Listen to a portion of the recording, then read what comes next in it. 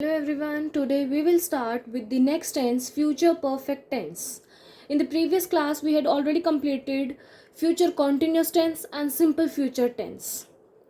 So future perfect tense का rule क्या होता है, मतलब एक होता है ना मीनिंग क्या होता है. मीनिंग फर्स्ट ऑफ ऑल आपको पता होना चाहिए मीनिंग क्या होता है.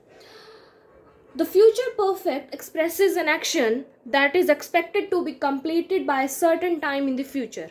इसका मतलब है जो फ्यूचर परफेक्ट जो टेंस है वो एक्सप्रेस करता है उस एक्शन को जो भी हम एक्सपेक्ट करते हैं कि हाँ ये चीज़ फ्यूचर में कंप्लीट होने वाली है एक सर्टेन टाइम पे. ठीक है, उस ये मीनिंग होता है perfect tense, future perfect tense. इसके आगे सब पार्ट्स हैं. फर्स्ट सब पार्ट है एफ्रमेटिव टेंस, सेंटेंस. इसका रूल क्या है? Subject plus shall will plus have plus V3 plus object. Example देखिए, he will have done this work. He is the subject, will is the helping verb, will is the helping verb, have third form then object. अब इसमें have क्यों आया? Because perfect है, perfect में हमेशा third form लगती है. ठीक है, तो इसमें क्या आएगा? Have plus third form plus object. Have done, done is the third form of the verb, this work. Next sub part negative sentence.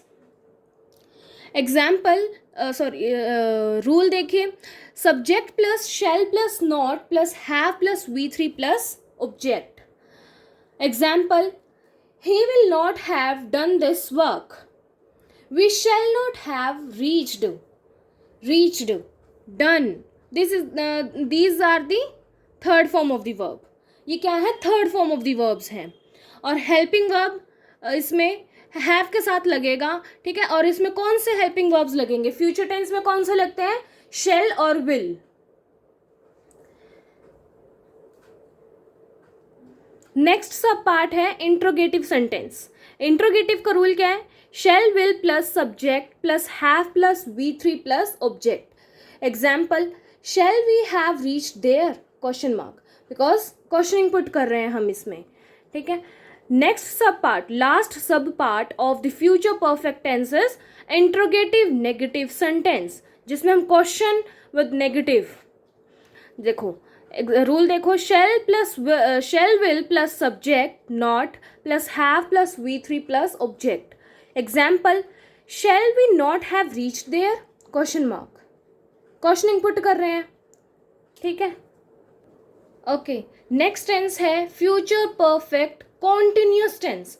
Future perfect continuous tense, इसका मीनिंग क्या होता है? फ्यूचर परफेक्ट कॉन्टिन्यूस टेंस का, the future perfect continuous tense expresses an action as in being in progress over a period of time that will end at some point in the future. देखिए, इसके भी आगे sub parts हैं, एफ्रमेटिव, negative, interrogative, negative. ठीक है, तो first sub part is affirmative sentence. Affirmative sentence में देखिए, subject plus shall will plus have been first form plus ING plus object. अब इसमें फर्स्ट फॉर्म ING क्यों है? बिकॉज जैसे मैंने आपको प्रीवियस क्लासेस में बताया था, जो प्रेजेंट परफेक्ट कॉन्टिन्यूस टेंस हो गया या पास्ट परफेक्ट कॉन्टिन्यूस हो गया, मतलब जो कॉन्टिन्यूस टेंस होता है उसमें ING फॉर्म आएगी विद फर्स्ट फॉर्म. बट इसमें परफेक्ट कॉन्टिन्यूस है, फ्यूचर परफेक्ट कॉन्टिन्यूस है ना. तो फ्यूचर में तो शैल विल लगता है, परफेक्ट में हैज़ हैव लगते ही हैं, लेकिन फ्यूचर में हम हैव लगाते हैं. बीन कॉन्टिन्यूस है तो फर्स्ट फॉर्म और ING फॉर्म भी आएगी. ठीक है, इसका एग्जाम्पल देखिए, she will have been cooking now. Negative sentence, next sub part negative sentence में क्या होगा? Rule, subject plus shall will plus not have plus been plus first form ING plus object. Rule क्या है ये?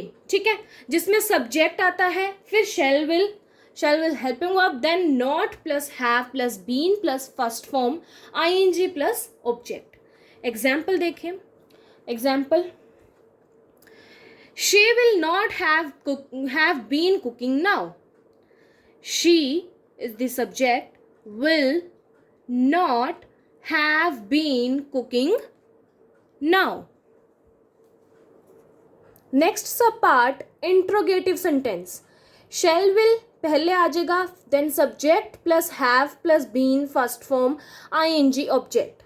Rule देख example देखिए, will she have been cooking now question mark, because interrogative question mark, question पूछते हैं हम, ठीक है. इंट्रोगेटिव नेगेटिव में क्या है, shall will plus subject plus not plus have been plus first form ING plus object.